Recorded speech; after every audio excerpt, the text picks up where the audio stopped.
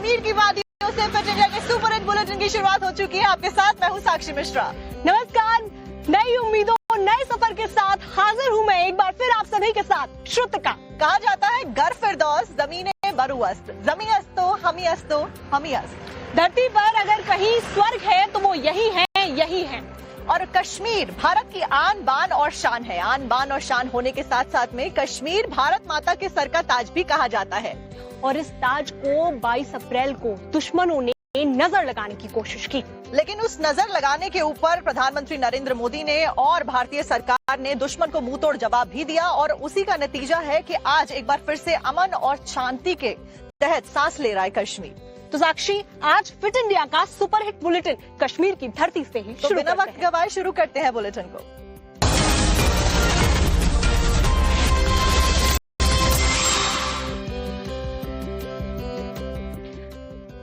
प्रधानमंत्री नरेंद्र मोदी आज तूफानी दौरे पर जाने वाले हैं। 48 घंटे में 4 राज्यों का दौरा करने वाले हैं, जिसमें पश्चिम बंगाल, सिक्किम, बिहार और यूपी जाएंगे। 48 घंटे के अंदर धुआंधार ये दौरा होने वाला है। इस बीच कई सारी जनसभाओं को वो संबोधित करने वाले हैं। साथ साथ में कई सारी बड़े जो परियोजनाएं हैं उनका शिलान्यास और उद्घाटन पीएम के द्वारा किया जाएगा। सिक्किम में जहां अस्पताल का उद्घाटन पीएम करेंगे, तो पटना में एयरपोर्ट का उद्घाटन पीएम नरेंद्र मोदी के द्वारा किया जाना है। तो ये कई विकास की परियोजनाएं हैं जिनका प्रधानमंत्री नरेंद्र मोदी शिलान्यास करने वाले हैं और वहां पर उद्घाटन करेंगे, जिसमें सिक्किम के नामची जिले में 750 करोड़ रुपए की लागत वाले 500 बिस्तरों के अस्पताल की सौगात देंगे। तो वहीं इसी से जुड़ी भी ज्यादा जानकारी आपको रिपोर्ट में देते हैं।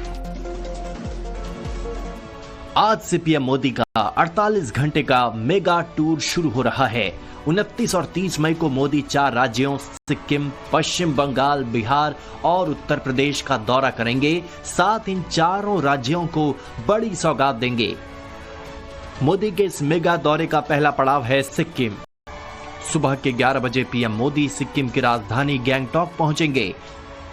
गैंगटॉक में सिक्किम एट 50 प्रोग्राम में पीएम 750 करोड़ का 500 बेड वाला जिला अस्पताल, पेलिंग में पैसेंजर रोपवे और संगखोला में अटल जी की प्रतिमा का उद्घाटन करेंगे। साथ ही स्वर्ण जयंती पर सिक्का, डाक टिकट और स्मृति चिन्ह भी लॉन्च करेंगे।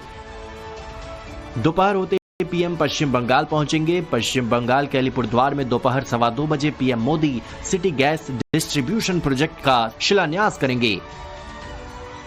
City gas distribution project 1010 crore की परियोजना है। इस प्रोजेक्ट के जरिए अलीपुरद्वार और कूच बिहार में 2.5 लाख घरों को पीएनजी गैस मिलेगी। साथ ही 19 नए सीएनजी स्टेशन भी बनेंगे। यानी पीएम मोदी बंगाल को सस्ता ईंधन, साफ पर्यावरण और नए रोजगार का कॉम्बो देने जा रहे हैं। बंगाल के बाद शाम को 5:45 बजे पीएम बिहार के पटना पहुंचेंगे, जहां वो बिहार के लोगों को कई सौगात देंगे, जिसमें सबसे अहम है पटना एयरपोर्ट के नए टर्मिनल का उद्घाटन और पटना से सटे बिहटा एयरपोर्ट का शिलान्यास। इसके बाद अगले दिन यानी 30 मई को सुबह 11 बजे पीएम बिहार के काराकाट पहुंचेंगे। काराकाट में 48,520 करोड़ रुपए की परियोजनाओं का तोहफा देंगे। नवीनगर में 29,930 करोड़ का सुपर थर्मल पावर प्रोजेक्ट, नई सड़कें, गंगा पर नया पुल और तीसरी रेल लाइन से बिहार में विकास को नई रफ्तार देंगे। 48 घंटे के मेगा दौरे का आखिरी पड़ाव उत्तर प्रदेश बनेगा। दोपहर 2:45 बजे कानपुर में 20,900 करोड़ के प्रोजेक्ट्स का उद्घाटन करेंगे।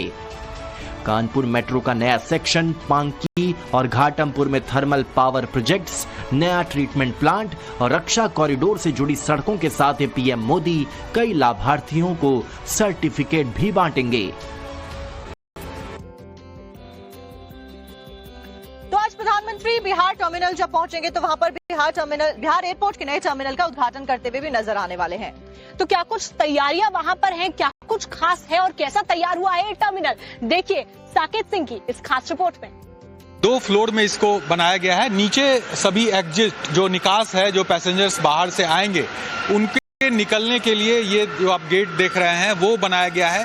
4 जो एग्जिट गेट है वो रखा गया है, वो नीचे के फ्लोर पर रखा गया है और जो भी जाने वाले होंगे उनके लिए ऊपर, इस फ्लोर के ऊपर वाला जो फ्लोर है वहां पर एंट्रेंस के लिए रखा गया है, जो कि एयरपोर्ट के अंदर जाएं, जिनको फ्लाइट पकड़ना होगा वो ऊपर के फ्लोर से जाएंगे, और जो बाहर से लोग यात्री आएंगे वो इस गेट से बाहर निकलेंगे। 4 गेट जो है वो एग्जिट का रखा गया है और 2 एंट्रेंस का रखा गया है। इसके अलावा जो चेक इन काउंटर है उसको बढ़ाया गया है, लगभग 60 चेक इन काउंटर बनाए गए हैं। इसके अलावा और भी फैसिलिटी यहाँ पर दी गई है, क्योंकि काफी ज्यादा भीड़ होती थी पटना एयरपोर्ट पर। जब यात्री पहले आते थे, जो पुराना एयरपोर्ट है उस पर काफी दिक्कत होती थी, चेक इन के दौरान भी काफी कम स्पेस होता था। तो ऐसे में रिक्वायरमेंट थी कि एक बड़ा एयरपोर्ट जो है वो पटना का होना चाहिए, और वो तस्वीर आप देखिए किस तरह से ये भव्य एयरपोर्ट अब पूरी तरह से बनकर तैयार हो चुका है।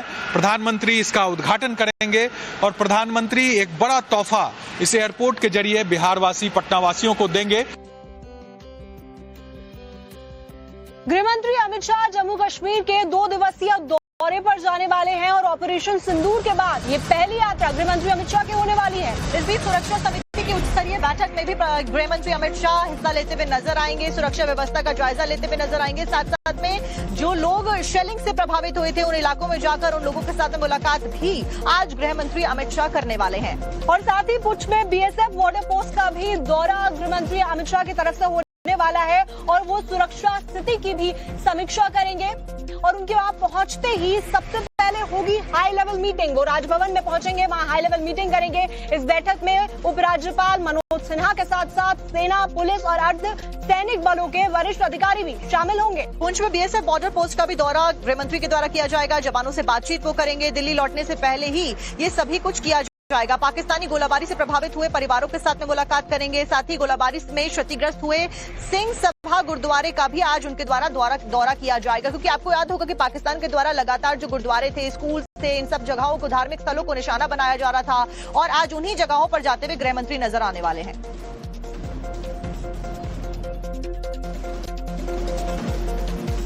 और चलिए अब आगे बढ़ते हुए आपको 4 तस्वीरें दिखाते हैं कैसे गृहमंत्री का आज दौरा बेहद खास हो जाता है। कहां पर वो जाने वाले हैं। शेलिंग प्रभावित इलाकों में जाएंगे, वहां पर जो लोग जिनको प्रॉब्लम हुई थी, जिनको मुसीबत का सामना करना पड़ा था पाकिस्तान की शेलिंग की वजह से, उन परिवारों के साथ मुलाकात भी आज गृहमंत्री करेंगे।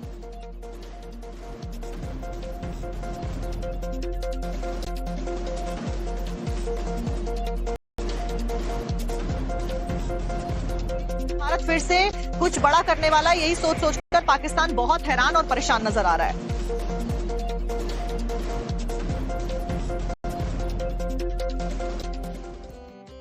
तो बड़ी खबर आपको बता दें कि तेज प्रताप और ऐश्वर्या के तलाक पर आ सकता है आज फैसला। फैमिली कोर्ट में आज ये फैसला सुनाया जा सकता है। तेज प्रताप यादव के लिए आज का दिन काफी अहम होने वाला है। बिहार चुनावों से ठीक पहले एक बार फिर से सियासी गलियारों में उथल पुथल नजर आ रही है, क्योंकि तेज प्रताप यादव का एक पोस्ट सोशल मीडिया पर बहुत ज्यादा ट्रेंडिंग होने लगा था, वायरल होने लगा था, जिसमें उन्होंने अपने 12 साल पुराने रिलेशनशिप का जिक्र कर दिया था। बावजूद इसके कि वो शादीशुदा है, उनका पूरा मामला कोर्ट में चल रहा है अपनी पत्नी के साथ में। आज उसी मामले को लेकर कोर्ट से फैसला आ सकता है।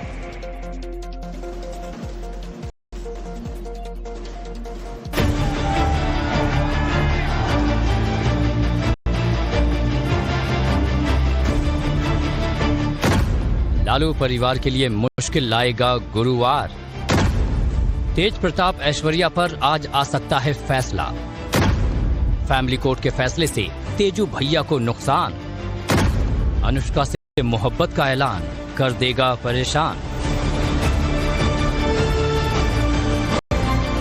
लालू के बड़े सुपुत्र तेज प्रताप के लगी अनुष्का का फोटो क्या तेज प्रताप के लिए मुश्किलें खड़ी कर देगी? तेज प्रताप यादव और ऐश्वर्या राय की शादी साल 2018 में हुई थी। ऐश्वर्या बिहार के पूर्व मुख्यमंत्री दरोगा राय की पोती हैं, लेकिन कुछ ही महीनों के बाद दोनों के रिश्तों में खटास आने लगी। झगड़े और विवाद के बाद ऐश्वर्या को घर छोड़ना पड़ा था। उसके बाद ऐश्वर्या ने तेज प्रताप और राबड़ी देवी पर मारपीट, अपमान और मानसिक प्रताड़ना जैसे गंभीर आरोप लगाए। इसके साथ ही ऐश्वर्या की गवाही भी तेज प्रताप को परेशानी में डाल सकती है। सवाल ये भी है कि क्या लालू फैमिली और तेज प्रताप ने सब कुछ जानते हुए भी ऐश्वर्या से तेज प्रताप का विवाह करवाया?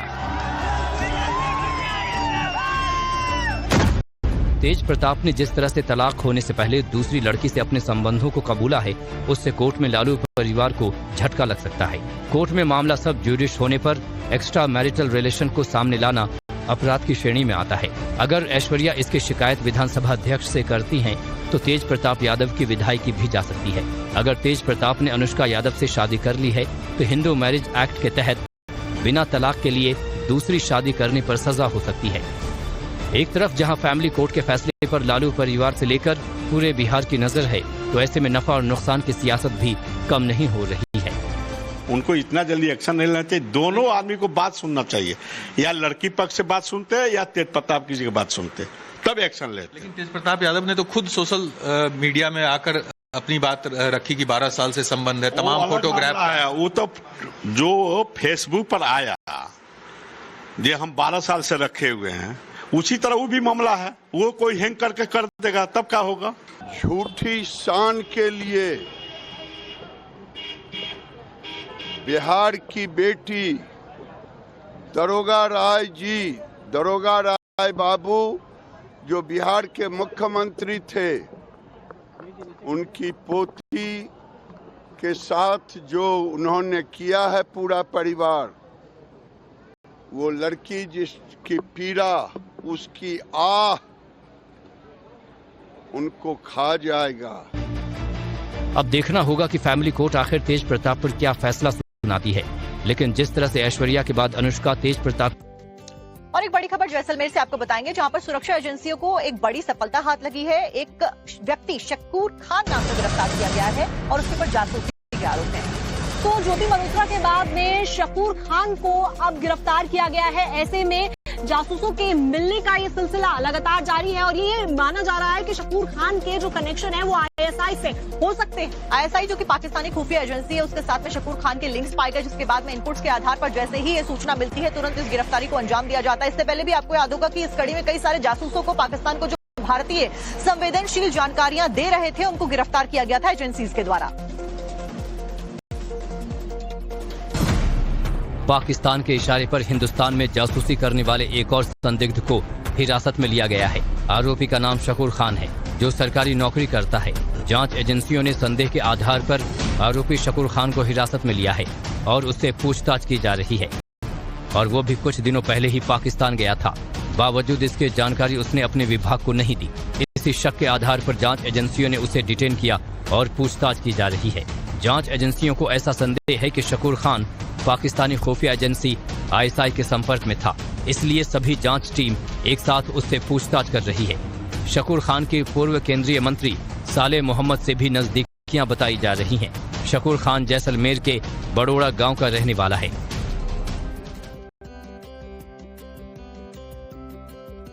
तो पहलगाम में हुए आतंकी हमले को लेकर एक बड़ी खबर आ रही है और इस खबर का कोई और सोर्स नहीं है, और यही कारण है कि रशिया ने भारत को एक बहुत अच्छा ऑफर दिया है। R-37 की रेंज जो है वो 300 से 400 किलोमीटर की है और इसकी अधिकतम स्पीड मैक 6 है, जो इसे दुनिया की सबसे अधिक बियॉन्ड विजुअल रेंज मिसाइलों में से एक बनाती है। भारत पाकिस्तान के बीच चल रही तनातनी के बीच रूस ने भारत को R-37M मिसाइल का ऑफर दिया है।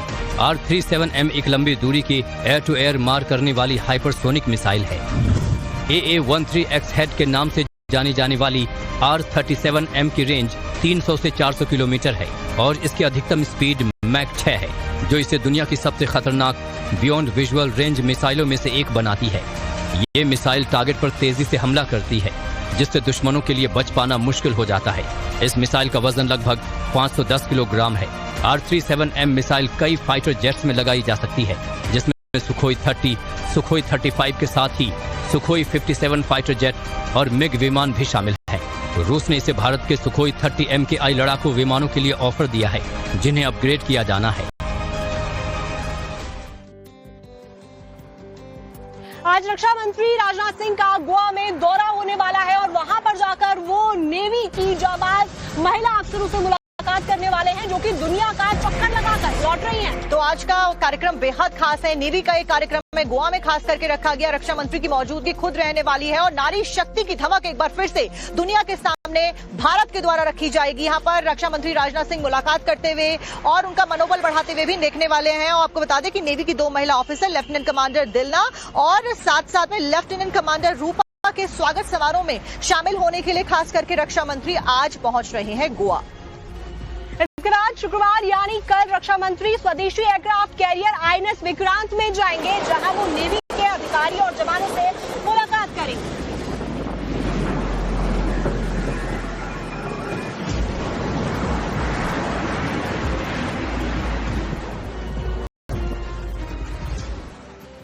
एक तरफ हम कश्मीर में मौजूद हैं, खिली खिली धूप आपको नजर आ रही होगी, मौसम बेहद सुहाना है। बारिश हालांकि यहाँ पे नहीं हुई है, प्रेडिक्शन जरूर था, लेकिन हिमाचल प्रदेश के कांगड़ा की अगर छुट्टी का बात करते हैं तो वहां पर ओलावृष्टि और बारिश की वजह से भारी नुकसान की जानकारी मिल रही है। बिल्कुल साक्षी, और मौसम विभाग की अगर माने तो कुल्लू और मंडी में तूफान और ओलावृष्टि की वजह से ऑरेंज अलर्ट जारी कर दिया गया है। कांगड़ा से तो ये मानिए कि आसमान से एक तरीके की बर्बादी के ओले गिर रहे हैं। एक रिपोर्ट आपको दिखाते हैं। आसमान से बारिश की बूंदें नहीं, ओले बरस रहे हैं। ओलों की ऐसी बरसात देखकर लोगों में खौफ भर गया। हिमाचल में मौसम ने कहर बरपाया है। कांगड़ा में जोरदार बारिश हुई और साथ में जब ओले गिरे तो वहां का नजारा कुछ ऐसा नजर आया। इन ओलों ने फसलों को खूब नुकसान पहुंचाया है। देखिए, कांगड़ा का अंतर्राज्यीय बस स्टैंड तो पूरा पानी में डूब गया है। लोग परेशान हैं, गाड़ियां पानी में फंसी हैं। उधर मौसम विभाग ने नई चेतावनी दे दी है।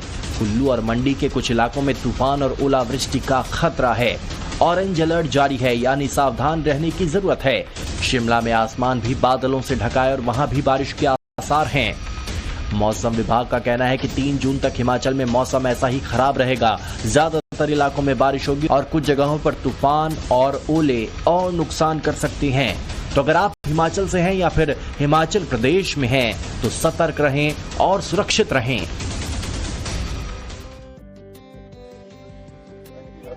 और इसी के साथ में फिट इंडिया के सुपर हिट बुलेटिन में खबरों का सिलसिला जारी, रुकेंगे एक बहुत छोटे से ब्रेक के लिए और आगे आपको दिखाएंगे सड़क पर रफ्तार का कहर कहां दिखा और भारी भरकम बाइक पुलिसों पर एक्शन लिया जा रहा है। जो नागरिक रह रहे हैं उनके ऊपर एक्शन लिया जा रहा है। बरेली में घुसपैठियों के खिलाफ यूपी पुलिस ने छापा भी मारा है। और ये सब कुछ होता है कश्मीर से। जब पहलगाम में आतंकी हमला होता है उसके बाद से खास करके जितनी भी पुलिस है, एजेंसीज हैं, वो बेहद सतर्क होती भी नजर आ रही है। कई सारे बांग्लादेशी नागरिकों की गिरफ्तारी इससे पहले हुई है। कई सारे अतिक्रमण जो उनके द्वारा किए गए थे उनको ध्वस्त भी किया गया था। और दिल्ली में तो वेरिफिकेशन ड्राइव काफी लंबे समय से चलाई जा रही थी और फेक डॉक्यूमेंट जिनके भी पाए जा रहे थे उनको अरेस्ट किया जा रहा था।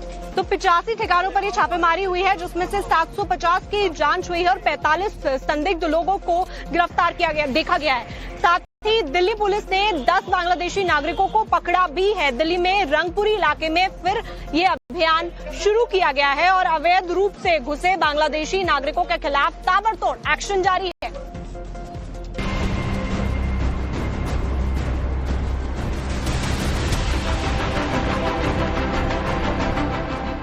दिल्ली से उत्तर प्रदेश तक ताबड़तोड़ छापेमारी, अवैध बांग्लादेशी नागरिकों पर एक्शन जारी। देश में अवैध रूप से रह रहे बांग्लादेशी नागरिकों के खिलाफ दिल्ली से यूपी तक लगातार एक्शन जारी है। यूपी पुलिस ने पिछले 24 घंटे में बरेली में ताबड़तोड़ छापेमारी करते हुए 85 ठिकानों पर धावा बोला। इस दौरान 750 लोगों से पूछताछ की गई, जिसमें 45 लोग संदिग्ध मिले। इन लोगों के पास ना तो आधार कार्ड था और ना ही पहचान पत्र और ना ही कोई ठिकाना। तो लोग ऐसे हैं जिनसे वार्ता की गई, चेक किया गया और उसमें से 45 लोग जो संदिग्ध पाए गए उनका वेरिफिकेशन कराने के लिए एसपी एलआईयू के द्वारा भी और संबंधित थाने के द्वारा भी प्रक्रिया प्रारंभ की गई है, जिसमें इनमें से ज्यादातर जो लोग हैं उनके द्वारा बताया गया वो किसी दूसरे प्रदेश के रहने वाले हैं। इधर दिल्ली में अवैध रूप से रह रहे बांग्लादेशी नागरिकों की खोजबीन जारी है। इसी क्रम में पुलिस ने रंगपुरी पहाड़ी इलाके में छापा मारा, जहां से 10 बांग्लादेशी पकड़े गए, जिसमें 5 पुरुष, 3 महिलाएं और 2 बच्चे शामिल हैं। ये जो लोग हैं यहाँ पे सब अपने को असम का जरूर बताते हैं, लेकिन जब डॉक्यूमेंट्स वेरीफाई होते हैं तो अधिकतर लोगों के जो डॉक्यूमेंट्स हैं वो बांग्लादेश के निकल रहे हैं, क्योंकि लगातार यहाँ पे दिल्ली पुलिस की टीम जो है वो 12 नंबर का पर्चा भर रही है। मैं अभी आपको और इलाका दिखाता हूँ, यहाँ पे दिल्ली पुलिस की टीम पहुंच रही है। तो फिलहाल देखिए यहाँ पर किस तरीके का ये एक स्लम एरिया है और यहाँ पर बीती रात एक बड़ा ऑपरेशन दिल्ली पुलिस ने किया। यहाँ पे 10 बांग्लादेशियों को गिरफ्तार किया गया। तो इन स्लम इलाकों में लगातार दिल्ली पुलिस पहुंच रही है। तो वहीं पश्चिम बंगाल सीमा पार से घुसपैठ पर बड़ी कार्रवाई करते हुए पुलिस ने पश्चिम बंगाल के नदिया जिले में 5 बांग्लादेशी नागरिकों और एक भारतीय एजेंट को गिरफ्तार किया। ये सभी 1 साल पहले अवैध रूप से भारत में पहुंचे थे। भारत में छिपकर अवैध रूप से रह रहे बांग्लादेशी नागरिकों को लेकर लगातार एक्शन जारी है। और अब बात कर लेते हैं वायरस की, जो कि एक बार फिर से देश भर में अपने पैर पसारता हुआ नजर आ रहा है। अगर कुल एक्टिव केसेस की बात की जाए तो 1100 एक्टिव केसेस मौजूदा वक्त में हैं। और ऐसे में हालात को लेकर सरकार भी एक्टिव हो गई है और कोरोना पर क्या क्या अपडेट्स आए हैं जानिए फटाफट।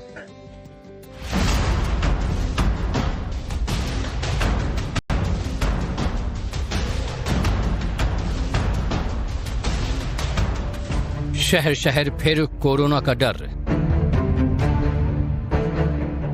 बढ़ते कोरोना केस, संकट में आएगा देश।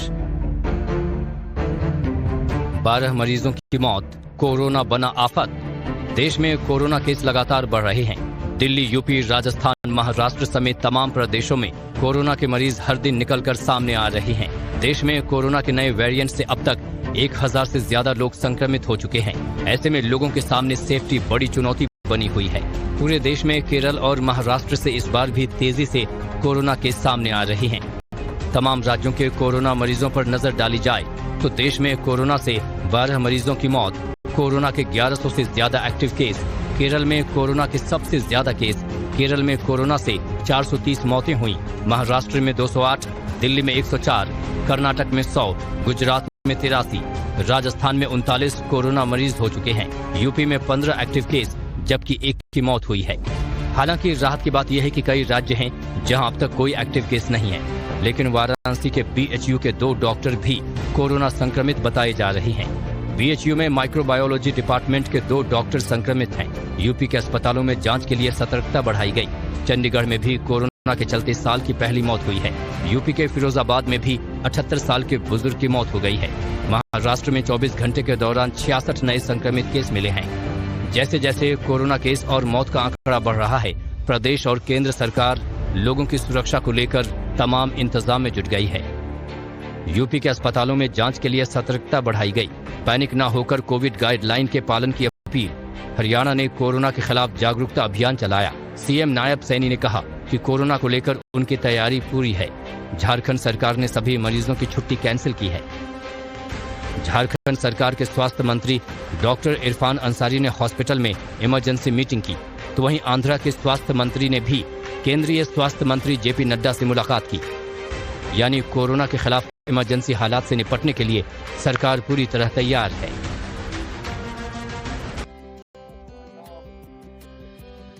अब बात बिहार की। बिहार में खेलों को बढ़ावा देने के लिए सरकार ने नया कदम उठाया है ताकि बिहार में खेलों को एक नई पहचान मिल सके। दरअसल राज्य में सरकार के द्वारा 252 प्रखंडों में अलग अलग जो आउटडोर स्टेडियम्स हैं उनका निर्माण किया गया है ताकि जो युवा है वो वहां पर जाकर अपनी प्रतिभा का प्रैक्टिस कर सके और उनका यूज कर सके। Basketball court, volleyball court, badminton court, running track, कहीं विदेश की नहीं, ये तस्वीरें बिहार की हैं, वो भी पंचायत की। बिल्कुल ठीक सुन रहे हैं आप। बिहार के गांव-गांव में अब ऐसे खेल ग्राउंड बन रहे हैं। पढ़ाई के दम पर बिहार के युवाओं ने पूरे देश में अपना एक अलग मुकाम हासिल किया है। चाहे सिविल सर्विसेज हो या फिर IIT, IIM, हर जगह बिहार के छात्रों का जलवा है और यही जलवा अब खेल के मैदान में भी दिखने वाला है, क्योंकि राज्य के 4976 पंचायतों में 5733 स्पोर्ट्स ग्राउंड बनवाए जा रहे हैं। इनमें से 3134 खेल मैदान अब तैयार हो चुके हैं। राज्य के 252 प्रखंडों में अब आउटडोर स्टेडियम बनकर तैयार हो गए हैं। 123 करोड़ की लागत से 61 नए आउटडोर स्टेडियम बनाने पर मुहर लगी है। खेल को हर गांव और शहर तक पहुंचाने की पूरी कोशिश हो रही है ताकि युवाओं को खेलने के लिए एक बेहतरीन मौका मिले, वो आसानी से खेले ताकि उनके फिटनेस और मनोबल भी मजबूत हो सके।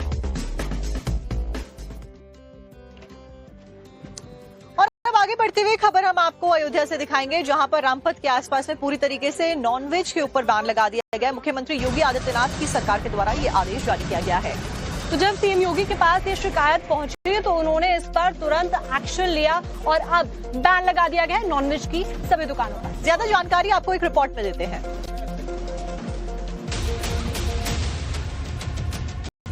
लखनऊ बिरयानी वाले की दुकान पर फूड कमिश्नर पहुंचे। काउंटर पर ताबड़तोड़ 2 लात मारी, साथ में हड़काते हुए सामान हटाने की हिदायत दे डाली।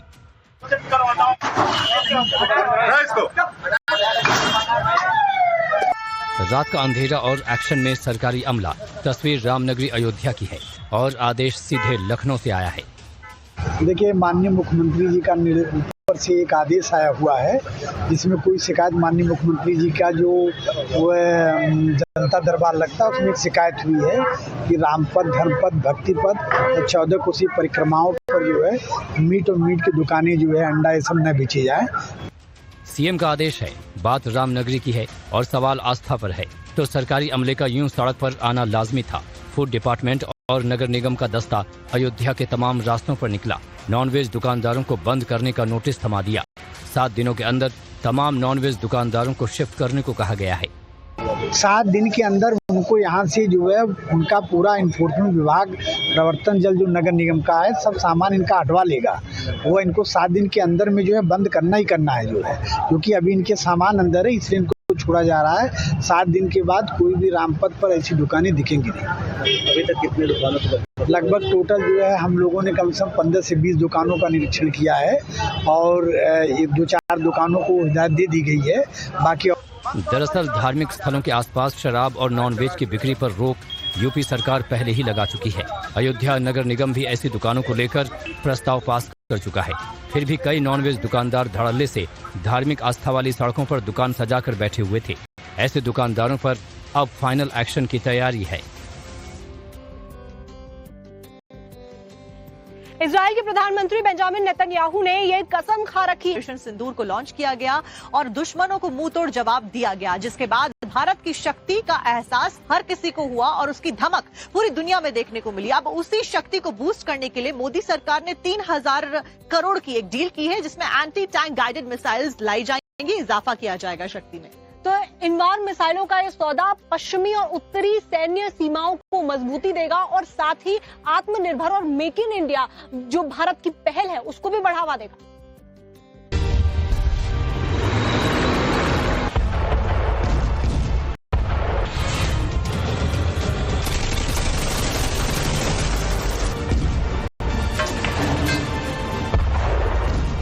भारत की टैंक रेजिमेंट और भी ज्यादा मजबूत होकर दुश्मन के छक्के कुछ इसी तरह छुड़ाएगी, क्योंकि खबरों के मुताबिक रक्षा मंत्रालय ने 3000 करोड़ की Invar anti tank guided missile की डील को फाइनल कर दिया है।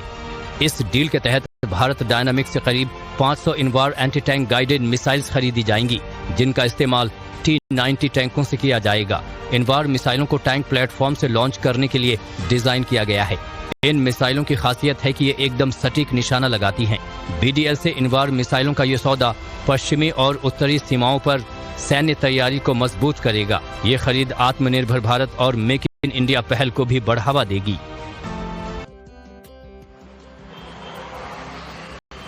तो देश का भविष्य युवा ही है और ऐसे में यूपी की योगी सरकार इस मोड में आ गई है कि वो युवाओं